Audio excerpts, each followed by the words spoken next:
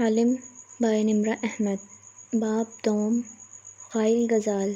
اس نے خواب میں دیکھا کہ سنہرے بالوں والی لڑکی دو دریاؤں کے سنگم پہ کھڑی ہے۔ بارش اسی طرح برس رہی ہے۔ سرخ پروں والا پرندہ سامنے کھڑے شخص کے سر پہ چکر کاٹ رہا ہے۔ وہ شخص جو بارش میں بھیگتا جا رہا ہے اور ٹائی نوچ کے پھینک چکا ہے، اور اب وہ ہاتھ میں کیچڑ سے لتھڑی چابی لیے اسے دیکھ رہا ہے۔ پھر وہ ہاتھ پیچھے کر لیتا ہے اور چابی اپنی جیب میں ڈال لیتا ہے۔ وہ گردن اٹھا کے دیکھتی ہے تو نیلی آنکھوں والا سرخ سنہرا پرندہ فاتحہ کے سر سے گزر کے بائیں طرف آ رہا ہے۔ وہ چونک کے بائیں جانب دیکھتی ہے تو وہاں ایک نوجوان کھڑا ہے۔ اس کا کوٹ اور شرٹ بھی بارش میں بھیگ گئی ہے۔ وہ تالیہ کو دیکھ رہا ہے اور تالیہ اوپر پرندے کو۔ پرندہ فضا میں چند لمحے نوجوان کے سر کے اوپر ٹھہرتا ہے، پھر تالیہ کی طرف آتا ہے۔ تالیہ کے سر کے اوپر وہ گردن پوری اٹھا کے آسمان کو دیکھتی ہے۔ ہما اس کے سر سے کئی فیٹ اوپر اپنے پر پھیلائے گزر جاتا ہے۔ اس کے سر کے اوپر سے، عین اوپر سے، میرے ساتھ رہو، تمہیں میری ضرورت ہے اور مجھے تمہاری۔ وہ آواز میں چونکتی ہے۔ سامنے کھڑا بارش میں بھیگا فاتح اسے پکار رہا ہے۔ وہ بدک کے پیچھے ہٹتی ہے، مڑتی ہے اور دوڑنے لگتی ہے،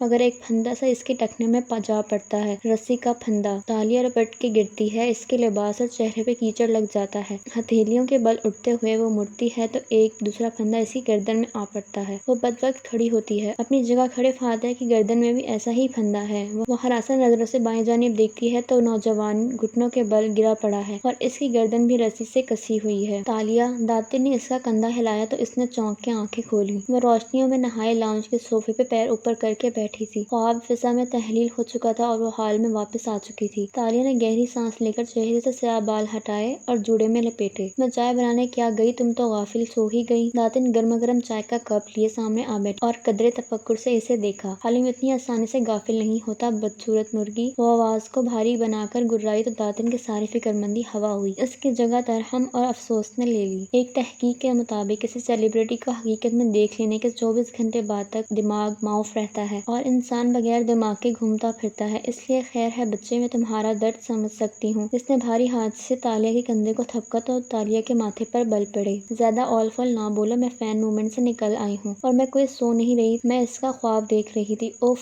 وہ مجھے بار بار خوابوں میں کیوں نظر آنے لگا ہے؟ چہرے پہ سادہ تاثرات سجاتے اس نے کشن اٹھا کے گود میں رکھا اور ہتھیلیوں پہ تھوڑی گرا کے وہ دور چھت کو دیکھنے لگی۔ ہماری ملاقات تو کوالالمپور میں ہو گئی نا، گدلے پانیوں کے سنگم پہ، پھر وہی خواب، وہی ویژن دوبارہ کیوں نظر آ رہا ہے مجھے داتن؟ اب کی دفعہ کیا دیکھا؟ وہ اطمینان سے گھونٹ گھونٹ چائے پیتے ہوئے پوچھنے لگی۔ آج تو وہ ہما میرے سر پہ بھی تھا، پھر کسی نے میری گردن میں پھندا ڈال دیا۔ مجھے لگتا ہے میں پہلے وزیر اعظم بنوں گی، پھر پھانسی چڑھوں گی۔ اوہ ہو! داتن نے غصیلی شکل بنا کے اسے دیکھا۔ کیا فضول بولے جاتی ہو؟ عقل سے کام لو۔ عقل، دماغ، دل سب ساتھ چھوڑ گئے میرا داتن پدوکا، اس نے پھر سے چھت کو دیکھتے ہوئے آہ بھر کے کہا۔ میں نے فاتح رامچل کو اصل میں دیکھ لیا۔ میں نے اسے جوس پیش کیا، اس نے گلاس اٹھاتے ہوئے میری طرف دیکھا۔ وہ مسکرایا اور نرمی سے بولا، شکریہ تالیہ، تم بہت اچھی ہو۔ داتن کی آنکھیں حیرت سے پھٹ گئیں۔ اس نے واقعی تمہیں یہ کہا؟ ہاں، وہ تو پہلی ہی ملاقات میں مجھ سے متاثر لگتا تھا۔ وہ ڈٹھائی سے کندھے اکڑا کر بولی تو داتن ستائی سے ابرو چکائے۔ خیر، اب بتاؤ اس کے گھر چوری کیسے کرنی ہے؟ کیا پلان ہے؟ حالم کے پاس ہمیشہ پلانز ہوتے ہیں، پلان نہیں، پلانز۔ وہ زور دے کر بولی، پلان اے، بی اور سی۔ اگر اے فیل ہو جائے تو سی پہ آ جائیں گے، وہ ناکام کرے تو ڈی سوچ لوں گی، اور بیچارہ بی کیوں نہیں؟ تالیہ کے پلانز ہیں، تالیہ کی مرضی۔ وہ کندھے اچکا کے بے نیازی سے بولی اور پھر سے سر صوفے کی پشت سے ٹکا کے خلا میں دیکھنے لگی۔ وہ 50 کا ہونے والا ہے مگر کتنا ینگ لگتا ہے۔ جب وہ مسکراتا ہے تو اس کا ڈمپل پڑتا ہے۔ تم نے کبھی نوٹ کیا؟ تم 28 سال کی ہو اور وہ 48 کا۔ تمہیں اس کے بارے میں نہیں سوچنا چاہیے۔ داتن اسی سنجیدگی سے بولی، اگر کسی کو اس کے بارے میں سوچنا چاہیے تو وہ میں ہوں۔ تالیہ کو جیسے کرنٹ لگا، بلبلا کے اس نے گردن موڑی اور موٹی کالی عورت کو سر سے پیر تک دیکھا۔ تم داتن؟ وہ حیرت اور صدمے سے گررا بھی نہ سکی۔ ہاں، آخر وہ میری عمر کے قریب قریب ہے۔ داتن اب کے سادگی سے مسکرائی۔ تالیہ نے غصے سے ہونٹ بھینچ لیے۔ اور وہ تمہیں کیوں پسند کرے گا؟ کیونکہ عشق اندھا ہوتا ہے۔ اندھا ضرور ہوتا ہے مگر کلر بلائنڈ نہیں، وہ جل کے بولی تو داتن نے ساتھ رکھا کشن اٹھایا اور کھینچ کے اسے دے مارا۔ اس نے دونوں بازو آگے کر لیے تو وہ ان سے ٹکرا کے نیچے گر گیا۔ خیر، داتن نے خفکی سے چائے کا گھونٹ بھرا اور شانے اچکائے۔ ماڈرن سائنس نے گورا ہونے کے انجیکشن بنا لیے ہیں، پتلے ہونے کے پھر بھی نہیں بنائے۔ وہ اب کے مسکراہٹ دبا کے بولی۔ داتن نے ہاتھ جھلا کے جیسے اس کی بات ہوا میں اڑائی۔ زیادہ خواب مت دیکھو اس کے، وہ تمہارے باپ کی عمر کا ہے۔ ارے ہاں، وہ ٹھہری، آنکھیں چمکی، اس کی بیٹی آریانہ بھی تو کھو گئی تھی نا، یا مر گئی تھی؟ مگر لاش نہیں ملی، ہم نے سکہ چرانے اس کے گھر داخل ہی ہونا ہے نا، کیوں نہ تم آریانہ بن کے چلی جاؤ؟ تالیہ نے افسوس سے اسے دیکھتے گردن دائیں بائیں ہلائی۔ آریانہ 6 سال پہلے کھوئی تھی، جب وہ 7 سال کی تھی۔ اب اگر وہ زندہ بھی ہو تو وہ 13 سال کی بچی ہوگی اور میں 28 کی ہوں۔ تم آریانہ کی کوئی دوست یا ٹیچر بن کے بھی جا سکتی ہو نا۔ اپنی دبلی پتلی عقل پہ اتنا زور نہ دو اور پلاننگ کا کام مجھ پہ چھوڑ دو، اور اگر اپنی چابی چرانے کے لیے مجھے فاتح رامزل سے ملنا ہی پڑا تو میں اس کی بیٹی بن کے نہیں جانے والی۔ پھر اس نے مسکرا کے چھت کو دیکھا اور جیسے خواب بنے، میں تو ایسی سچویشن بناؤں گی جس میں اس کو مجھ سے پہلی نظر کی محبت ہو جائے۔ ابھی تو تم کہہ رہی تھی کہ تم اس سے ملی تھی اور اس نے تمہاری تعریف بھی کی تھی، جیسے تمہیں تو معلوم ہی نہیں کہ میں جھوٹ بول رہی تھی۔ وہ اسی ڈھنائٹ سے ترنت بولی، پھر صوفے سے اتری اور پیروں پہ سلیپرز گھسیڑے۔ میں کے ایل کی سب سے ماہر اسکیم آرٹسٹ اس لیے ہوں مسز آلیانہ دانش صابری، کیونکہ جب میں اپنا کردار لکھتی، کیونکہ دنیا مجھے اتنا اور ویسا ہی دیکھتی ہے جتنا اور جیسا میں ان کو دکھانا چاہتی ہوں۔ میں نے اب تک بہت سے رول کیے ہیں، مگر یہ رول سب سے دلچسپ ہوگا۔ فاتح اور میرے راستے کہیں نہ کہیں جا کر ملتے ہی ہیں، ہماری قسمت ایک دوسرے کے ساتھ جڑی ہے، اور میرے خواب کے مطابق ہم تینوں کے سروں پہ ہما پرندہ تھا اور پھر ہم تینوں کی گردن میں پھندے تھے۔ اچھا یا برا، اس اسکیم کا انجام بہت دلچسپ ہوگا، موٹی مرغی، وہ عزم سے کہتی مسکرا کے آگے بڑھنے لگی تو داتن نے کپ نیچے کیا اور چونک کے اسے پکارا، تینوں؟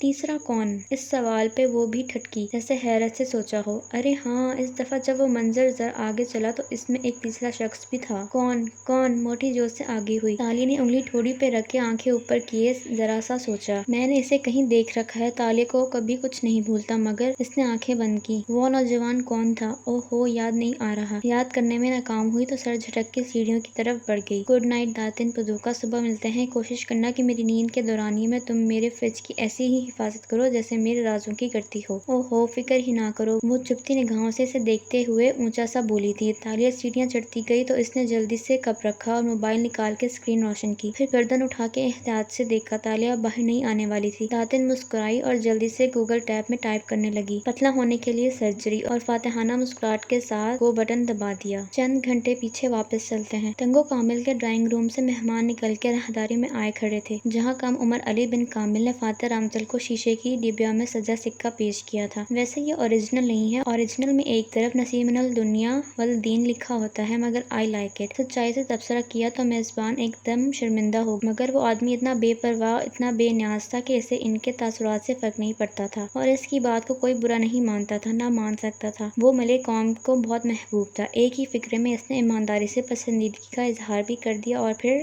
ذرا ٹھہرا، اسرا یہ تمہارے بریسلٹ کی طرح نہیں لگتا جو تمہیں ایش نے دیا تھا، ہے نا؟ مسکرا کے کہتے ہوئے اس نے باکس پیچھے کھڑے اپنے باڈی مین کی طرف بڑھا دیا۔ وہ آگے بڑھ گیا اور باڈی مین سکہ جیب میں ڈالتا آگے بڑھنے کو تھا کہ ٹھہرا، یوں ہی گردن موڑی، نظر دور پیچھے کچن کی چوکھٹ پہ کھڑی ملازمہ پہ پڑی۔ یہاں واضح روشنی تھی، تیز سفید لائٹ، اندر تو زرد فینسی لائٹس، اس لیے آتے جاتے ملازموں کی شکلوں پہ وہ غور نہیں کر سکا تھا، مگر یہاں وہ سفید روشنیوں میں نہائی کھڑی شل سی سوگوار سی سکے کو دیکھ رہی تھی جسے باڈی مین جیب میں ڈال رہا تھا۔ اس نے ایک نظر اس کی آنکھوں کو دیکھا اور پھر مڑ گیا۔ باہر آیا تو گاڑیوں کے دروازے بند ہو رہے تھے، دعا سلامت، الوداعی کلمات۔ وہ اپنے نئے کوٹ اور ٹائی کو لاشعوری طور پر درست کرتا اس سیاہ کار تک آیا جس کی پچھلی نشست پہ فاتح رامزل اور اس کی بیوی بیٹھ چکے تھے۔ ڈرائیور نے اسٹیئرنگ سنبھالا اور باڈی مین فرنٹ سیٹ پر مستعد سا بیٹھ گیا۔ کار چل پڑی۔ اس نے بیک ویو مرر پر نگاہ دوڑائی، پیچھے بیٹھا فاتح رامزل جیب سے اینک نکال کر آنکھوں پہ ٹکا رہا تھا، پھر اس نے اسی جیب سے سیل فون نکالا اور اسکرین روشن کر کے دیکھنے لگا۔ باڈی مین نے ہاتھ بڑھا کے شیشہ ذرا سا ترچھا کیا تاکہ دونوں میاں بیوی دکھائی دیں۔ ڈرائیور نے ایک نظر اس پہ ڈالی مگر ٹوکا نہیں اور ڈرائیونگ کرتا رہا۔ اب شیشے میں وہ دونوں نظر آ رہے تھے، اسرا گردن موڑے کھڑکی کے باہر بھاگتے درختوں کو دیکھ رہی تھی، دونوں ہاتھ گھٹنے پہ اوپر نیچے رکھے ہوئے تھے اور ایک کلائی میں طلائی بریسلٹ دکھائی دے رہا تھا۔ تمہیں ان کے اینٹیک تحفے کے بارے میں ایسے نہیں کہنا چاہیے تھا فاتحہ، علی کو برا لگا ہوگا۔ علی کون؟ وہ اسکرین انگلی سے نیچے کرتے مصروف سا بولا۔ اسرا نے چہرہ موڑ کے مزمتی نگاہوں سے اسے دیکھا۔ شیلا کا بیٹا، اچھا اس کا نام علی ہے؟ اس نے سر کو خم دیا اور سیل فون پہ ای میلز نیچے کرتا گیا۔ باڈی مین بار بار آئینے پہ نظر ڈالتا، پھر ونڈو اسکرین کے پار دیکھنے لگتا۔ وہ ملک کا سب سے محبوب کپل تھا، ان کو بار بار دیکھ کے بھی دل نہیں بھرتا تھا۔ تم نے استعفے والی بات کا جواب نہیں دیا، ہم یہ فیصلہ کر چکے تھے کہ تم ریزائن دو گے اور ہم امریکہ واپس چلے جائیں گے۔ فاتح نے جواب نہیں دیا، وہ اسکرین کو انگلی سے دباتا ٹائپ کر رہا تھا۔ اسرا چند لمحے کے لیے خاموش ہے۔ سرخ بھورے بالوں والی وہ خوبصورت عورت تھی، دبلی پتلی اسمارٹ سی، ماتھے پہ کٹے بال گرتے تھے اور باقی بالوں کو آدھا باندھ رکھا تھا، گردن میں موتیوں کا نیکلس تھا اور بھوری آنکھوں میں تلخی سی تھی۔ تمہاری انہی باتوں کی وجہ سے بہت سی لائفز ہمیں چھوڑ چکی چکی ہیں۔ اپنے کرزما اور فین فالوئنگ سے باہر نکل کے دیکھو تو تمہارا کوئی سیاسی مستقبل نہیں ہے۔ بارسن نیشنل کا چیئرمین منتخب ہونے کے لیے ہمیں فنڈز چاہیے جو ہمارے پاس نہیں ہے۔ پہلے پارٹی الیکشن پھر جنرل الیکشن، ہم کچھ بھی افورڈ نہیں کر سکتے۔ میرا بزنس پہلے ہی اشر بھائی کے قرضوں تلے دبا ہے، میں مزید قرضے نہیں لے سکتی۔ تم نے آج تک سیاست سے کچھ نہیں بنایا اور میں اس کی قدر کرتی ہوں، مگر اب میں مزید تمہیں ایک کھوکھلے خواب کے پیچھے پیسہ اور محنت لٹانے نہیں دے سکتی۔ وہ اب کے نرمی سے کہہ رہی تھی۔ وہ جواب دیے بنا موبائل کی طرف متوجہ رہا۔ ہمارے ساتھ کوئی لابی، کوئی سیاسی اتحاد نہیں ہے۔ اگر کوئی پارٹی کا صدر بننے کے لیے الیکشن میں کھڑا ہو سکتا ہے تو وہ تم نہیں ہو پاتے۔ تمہارے ٹویٹر فالوورز کے علاوہ ہمارے ساتھ کوئی نہیں کھڑا۔ وہ اشر ہے، ایش نوجوان ہے، ملیشین کا جسٹن ٹروڈو، اس کے پاس پیسہ ہے، اس کے ساتھ سیاسی حلیف کھڑے ہیں، وہ ممبر پارلیمنٹ ہے اور محنت کر کے اس مقام پہ آیا ہے۔ میں اس لیے نہیں کہہ رہی کہ وہ میرا بھائی ہے، بلکہ وہ نوجوان نسل کا نیا لیڈر ہے۔ اس کی کیمپین میں زیادہ چارم ہے۔ تم ایک زمانے میں بہت پاپولر تھے اور خدا کا شکر ہے اب بھی ہو، مگر تمہارے غیر سیاسی فیصلوں نے تمہارا چارم کم کر دیا ہے۔ تمہارے ووٹ کم ہو گئے ہیں۔ بہتر ہے کہ ہم عزت سے اس مونوپولی سے نکل آئیں اور اپنا بڑھاپا امریکہ میں آرام سے گزاریں۔ تمہیں میں نے کہا تھا کہ اگلی ماہ جب ایش باقاعدہ پارٹی چیئرمین کے انتخاب کا اعلان کرے گا تو تم اس کو انڈورس کرو گے اور اس کے حق میں دستبردار ہو جاؤ گے۔ تمہارا ووٹ بینک ایش کے حق میں چلا جائے گا اور یوں یہ ایک بہترین ہیپی اینڈنگ ہوگی۔ ایش ملی ضیاء کا اگلا وزیر اعظم ہے۔ تم اس نوشتہ دیوار کو جتنی جلدی ہو سکے پڑھ لو فاتح، اور اس طرح خاموش نہ رہو جیسے میں یہ اپنی گیلری کے لیے کر رہی ہوں۔ میں یہ ہم دونوں اور ہمارے بچوں کے لیے کر رہی ہوں۔ فاتح نے سیل فون اسکرین بجھائی اور اینک اتار کے فولڈ کی، پھر دونوں چیزوں کو کوٹ کی اندرونی جیب میں ڈالا۔ چہرے پہ مسکراہٹ سجائے کھڑکی سے باہر آنکھیں جمائے کہنے لگا، ملی ضیاء، ملیشیا کے دوسرے بچوں کی طرح مجھے بھی بچپن میں سب سے زیادہ ملے ادب کی جو کہانیاں پسند تھیں وہ ننھے غزائل کی تھیں۔ ننھا چالاک ہرن، ماؤس ڈیئر، یہ ایک دم کٹا چوہے کی شکل والا ہرن ہوتا ہے جو قریباً کتے جتنا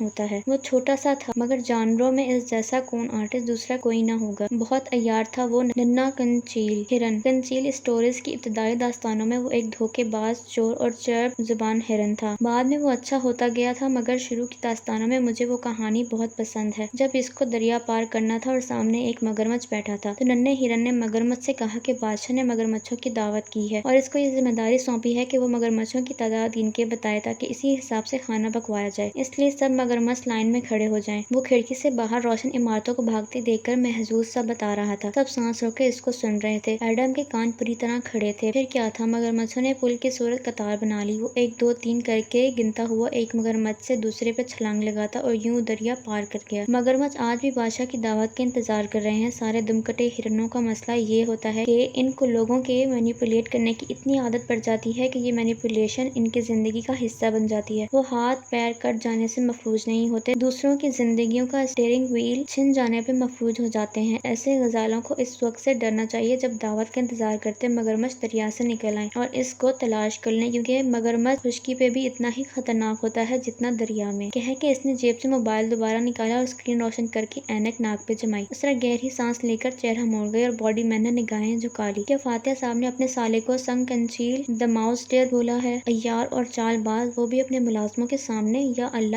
امیر لوگ ملازموں کی موجودگی میں ایسے کیسے باتیں کر لیتے ہیں؟ ہمارے محلے میں تو یوں نہیں ہوتا، وہ دل ہی دل میں سوچ رہا تھا۔ کار سگنل پہ رکی تو ایڈم نے دیکھا ایک طرف سے چند بچے بینرز اٹھائے چلے آ رہے ہیں، شاید کوئی واک وغیرہ تھی جس کا اختتام ہو چکا تھا۔ وہ معمول کے انداز میں قریب سے گزر رہے تھے مگر جیسے ہی ایک نے شیشے کے پار بیٹھے شخص کے جھکے چہرے کو دیکھا جس کو موبائل کی روشنی نے منور کر رکھا تھا، اس کی آنکھیں حیرت سے چمکی۔ وہ فوراً پلٹا اور اپنے گروہ کو خوشی اور جوش سے چیخ کے پکارا، فاتح رامزل کی کار، جلدی آؤ! سگنل ابھی سرخ تھا۔ بچے اکٹھے ہونے لگے، ہنسی مسکراہٹوں کے ساتھ ایک دوسرے کو ٹہوکے دیتے ہوئے۔ ایک نے ڈرائیور کی کھڑکی کے قریب آ کر اپنا موبائل دکھا کے کچھ کہا تو باڈی مین نے گردن موڑی۔ سر، بچے شاید تصویر بنوانا یا ہاتھ میں لانا چاہتے ہیں۔ Don't be over efficient Adam, یہ بچے ہیں، ووٹرز نہیں۔ اسرا تلخی سے بولی۔ باڈی مین نے خفت سے سر ہلایا اور بچوں کو دور ہٹنے کا اشارہ کیا۔ ننھے چہروں کی جھوٹ بج گئی اور وہ پیچھے ہٹے۔ سگنل ہرا ہو گیا اور کار آگے چل پڑی۔ اسی پل فاتح نے موبائل سے نظریں اٹھائیں اور فرنٹ سیٹ پہ بیٹھے باڈی مین کو دیکھا۔ اور تم کون ہو؟ وہ بچوں کو نظر انداز کر گیا تھا۔ اس نے جلدی سے گردن موڑی اور تابعداری سے کہنے لگا، سر، میں ایڈم بن محمد ہوں، آپ کا باڈی مین، اور عبداللہ 11 دن کی چھٹی پہ گیا ہے تو اس نے اپنے محلے کے لڑکے کو کام کے لیے بھیج دیا۔ مجھے اس کی شکل پہ ترس آ گیا اس لیے اسے رکھ لیا۔ ایڈم نام ہے اس کا، اسرا بیزاری سے بتانے لگی۔ آتے وقت یہ دوسری کار میں تھا، میں نے کہا اب آیا ہی ہے تو کام تو پورا کرے۔ ملائیشیا میں آدم نام کو ایڈم رکھا اور بلایا جاتا ہے اور یہ مسلمانوں میں عام ہے۔ سگنل کھل گیا اور ڈرائیور نے کار آگے بڑھا دی۔ فاتح نے پھر سے موبائل دیکھتے ہوئے بھاری روب دار دار آواز میں پوچھا۔ کیا کرتے ہو ایڈم؟ ایڈم کا چہرہ اتنی توجہ پہ تمتمانے لگا۔ سر میں فوج میں تھا مگر صحت کے واجبی سے مسئلے پہ وہاں سے فارغ ہو گیا، پھر 2-3 جگہ اپلائی کیا مگر نوکری نہیں ملی۔ والد صاحب ایک دکان پہ سیلز مین ہیں، ان کے ساتھ بھی کام کیا، ایک سیکیورٹی فرم سے پرائیویٹ باڈی گارڈ کی تربیت بھی لی۔ اب عبداللہ کی جگہ 11 دن کے لیے آیا ہوں۔ اور تم کیا باڈی گارڈز والا لباس پہن کر آ گئے ہو؟ اسرا نے پیچھے سے برہمی سے ٹوکا۔ تم فاتح صاحب کے باڈی گارڈ نہیں باڈی مین ہو، اور ان دونوں میں بہت فرق ہوتا ہے۔ آئندہ نہ دیکھوں میں یہ سوٹ اور ٹائی اور یہ پستول۔ اس کا لائسنس ہے؟ ڈیش بورڈ کی طرف اشارہ کیا۔ جی میم، مجھے لگا مجھے باڈی گارڈ بننا ہے۔ وہ شرمندہ ہو گیا۔ خیر ٹھیک ہے، گن ساتھ لے کر گھوم سکتے ہو مگر حلیہ درست کر کے آنا کر۔ وہ نحوت سے کہتی بات ختم کر کے کھڑکی سے باہر دیکھنے لگی۔ وان فاتح نے موبائل واپس جیب میں ڈالا اور اینک اتارتے ہوئے اسے مخاطب کیا۔ ووٹ کس کو ڈالا تھا تم نے ایڈم؟ ایڈم نے گردن موڑ کے اس کو دیکھا اور لمحے بھر کو چپ رہ گیا۔ پھیکے نقوش اور صاف رنگت کا وہ ایک عام سا ملیے نوجوان تھا، اور سوٹ ٹائی پہ بہت نئے اور اوپرے سے لگ رہے تھے جیسے مانگ کے پہنے ہوں۔ کسی کو نہیں سر، مجھے سیاست سے دلچسپی نہیں۔ فاتح نے بے اختیار دونوں ابرو اٹھائے اور تعجب سے اسے دیکھا۔ تمہیں معلوم ہے ایڈم، کسی ملک کے لیے سب سے خطرناک آدمی کون ہوتا ہے؟ کرپٹ حکمران، اس نے گڑبڑا کے کہا۔ ہاں، مگر اس سے بھی زیادہ سیاسی جاہل خطرناک ہوتا ہے۔ وہ اس پہ نظر جمائے بھاری آواز میں افسوس سے کہہ رہا تھا۔ وہ سیاسی جاہل جو سینہ تان کے کہتا ہے کہ اسے سیاست سے دلچسپی نہیں بلکہ اسے تو سیاست سے نفرت ہے۔ ایسا آدمی نہ کچھ دیکھتا ہے، نہ سنتا ہے، نہ کرتا ہے۔ اس کو یہ معلوم نہیں ہوتا کہ سیاست پالیسیز بنانے کا نام ہے، اور آٹے دال چاول، دواؤں اور موبائل کریڈٹ کی قیمت سے لے کر ہر چیز کا تعین سیاستدان کرتے ہیں۔ اور اگر سیاسی جاہل اپنی رائے نہیں رکھے گا، سیاست میں ووٹ اور سپورٹ کے ذریعے حصہ نہیں لے گا، تو وہ کرپٹ حکمرانوں کو مضبوط کرے گا اور سڑکوں پہ بے حال پھرتے لوگوں، چور ڈاکوؤں، غریبوں سب کا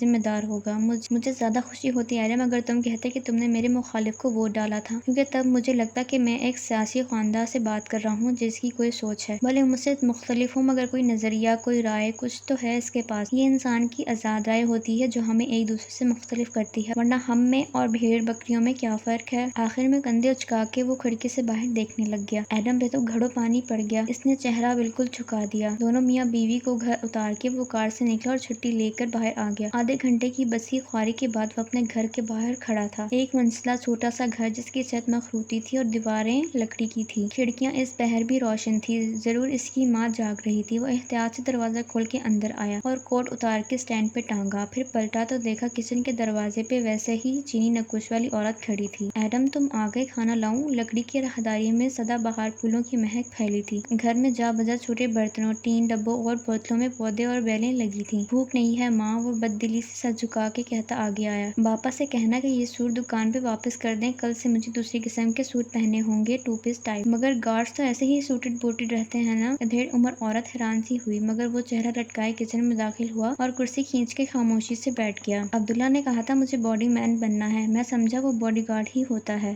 باڈی مین کیا ہوتا ہے؟ خانے اچنبے سے کہتے سامنے والی کرسی کھینچی۔ چھوٹا سا کچن نفاست سے صاف کیا گیا تھا اور کھڑکی پہ جالی دار پردے لہرا رہے تھے، وہاں بھی چھوٹے چھوٹے سے سرسبز پتوں والے گملے رکھے تھے۔ ایڈم نے بجھا ہوا چہرہ اٹھایا اور ماں کا چہرہ دیکھا۔ باڈی مین پرسنل ایڈ کو کہتے ہیں ماں، جیسے سیکرٹری اسسٹنٹ؟ نہیں ماں، سیاستدانوں کی سیکرٹری بڑے لوگ ہوتے ہیں، پولیٹیکل سیکرٹری الگ، پرسنل سیکرٹری الگ، باڈی گارڈز بھی ماہر تربیت یافتہ کمانڈرز ہوتے ہیں۔ میں صرف باڈی مین ہوں، پرسنل ایڈ۔ جب انہیں پیاس لگے تو پانی پکڑانا ہے، جب وہ کھانا کھانے لگیں تو نیپکن سامنے کرنا ہے، جب وہ دستخط کرنے لگیں تو قلم کھول کے ان کے ہاتھ میں تھمانا ہے، ہر وقت مستعد اور تیار ان کے قریب رہنا ہے کہ کہیں ان کو کسی چیز کی ضرورت نہ پڑے۔ یعنی کہ نوکر؟ وہ دھک سے رہ گئی۔ نوکر بھی فلپینو ہوتے ہیں، ایجنسی سے کانٹریکٹ کر کے آتے ہیں ماں، نوکر بہتر ہوتے ہیں، باڈی مین تو بس ایک نو بڈی ہوتا ہے، بس چند دن کی ہی تو بات ہے، پھر ختم ہو جائے گی یہ نوکری۔ اس کے بعد میں کیا کروں گا؟ 2 ماہ بعد میری شادی ہے اور میرے پاس نوکری تک نہیں۔ تم فاتح رامزل سے کہو کہ وہ تمہاری کہیں سفارش کروا دیں۔ او میری بھولی ماں، ایڈم نہ چاہتے ہوئے بھی ہنس دیا۔ وہ فاتح رامزل ہے، وہ کسی کا کوئی کام نہیں کرتا، اس پہ ایک دنیا مرتی ہے، لوگ اس پہ پیسہ لٹاتے ہیں، اس کے اعزاز میں بڑی بڑی تقریبات کرتے ہیں، اس کی پارٹی کو فنڈز دیتے ہیں مگر وہ نہ کسی سے کچھ مانگتا ہے، اور اگر کوئی کروڑوں بھی خرچ کر دے تو وہ تھینکس کہہ کے آگے بڑھ جاتا ہے۔ وہ کسی کا احسان رجسٹر نہیں کرتا، کہتا ہے میں کسی کو بدلہ نہیں دے سکتا، ہم سب بہتر ملے ضیاء ملیشیا کے لیے کام کر رہے ہیں، گڈ، بس آپ فاتح رامزل کے لیے جان بھی دے دیں تو وہ تھینکس کہہ کے چلا جائے گا، اس کے اتنے چاہنے والے ہیں، اس پہ لوگ اتنا کچھ لٹانے کو تیار ہوتے ہیں کہ ان کو ان چیزوں میں دلچسپی ہی نہیں۔ وہ ایک الگ طرح کا بندہ ہے، میں تو اس سے کیا سفارش کرواؤں گا، وہ تو میری طرف بلا ضرورت دیکھے گا بھی نہیں۔ وہ بہت بہت اونچا آدمی ہے ماں۔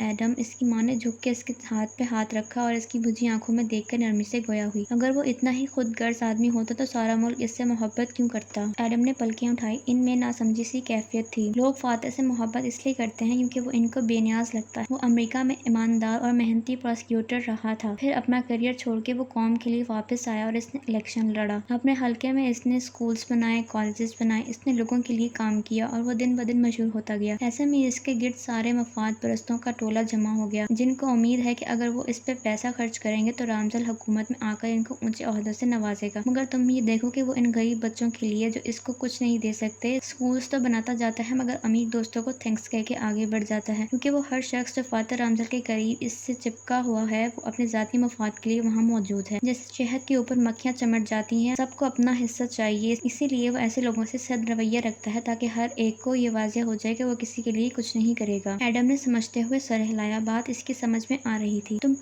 پہلے سے ہی جانتے ہو کہ وہ تمہارے لیے کچھ نہیں کرے گا، تو ایڈم تم اس سے یہ امید نہ لگاؤ، کوئی درخواست کرو نہ کسی مفاد کے لیے، اس کو اپنے کام سے متاثر کرنے کی کوشش کرو۔ غریب کو بھی مفاد چاہیے، امیر کو بھی مفاد چاہیے، تم ان دونوں کی طرح نہ بنو۔ پھر میں کیا بنوں؟ باڈی مین۔ وہ سادگی سے مسکرائے۔ تم اس کے باڈی مین بنے رہو یہ 11 دن، بغیر کسی لالچ، کسی غرض اور کسی لمبی اسکیم کے۔ تم اللہ سے ڈرتے رہو اور یہ سوچو کہ تم نے پوری سچائی، ایمانداری اور وفاداری سے اپنے مالک کی خدمت کرنی ہے۔ اسے غریب دوست بھی مل جائیں گے اور امیر دوست بھی، مگر سچائی، ایمانداری اور وفا آج کل ناپید ہوتی جا رہی ہے۔ تم بس یہ 11 دن اس کے ہو کر رہو اور اس کے لیے جان مارنی پڑے جان مارو، جان لگانی پڑے تو لگا دو۔ اس کی حفاظت کرو، اس کے کام آؤ، اپنی استطاعت سے بڑھ کے اس کی خدمت کرو اور کسی بدلے کی امید نہ رکھو۔ جو تمہارے نصیب میں ہے وہ تمہیں مل جائے گا۔ ٹھیک ہے، ایڈم نے سر ہلایا اور پھیکا سا مسکرایا۔ بات اس کی سمجھ میں آ گئی۔ میں پوری سچائی، ایمانداری اور وفاداری سے اس کی خدمت کروں گا اور بے شک وہ مجھے اس کا بدلہ نہیں دے گا، لیکن اب مجھے اس بات کی پرواہ نہیں ہوگی۔ ایڈم اس کی روشن آنکھوں میں دیکھتے ہوئے ماں مسکرائی اور اس کے ہاتھ پہ دباؤ بڑھایا۔ صداقت، امانت اور وفا کا بدلہ ہمیشہ ملتا ہے، تم دیکھنا کسی کی بے غرض خدمت سے اللہ تمہیں وہ وقت لگائے گا کہ ساری دنیا دیکھے گی۔ میری بھولی ماں، 11 دن ہی کی تو بات ہے، ان 11 دنوں کی خدمت اسے یاد بھی نہیں رہنی۔ وہ پھر گھڑی دیکھتا اٹھ کھڑا ہوا، اسے اب سونے جانا تھا۔ ماں بھی ساتھ ہی اٹھ گئی۔ اس وقت ایڈم بن محمد کو نہیں معلوم تھا کہ ان 11 دنوں کے اختتام پہ کون سی بلا اس کے انتظار کر رہی تھی۔ اگر وہ جانتا ہوتا تو فاتح رامزل کی ملازمت تو درکنارہ، وہ اس شہر سے، اس ملک کو ہی چھوڑ کے کہیں دور بھاگ جاتا۔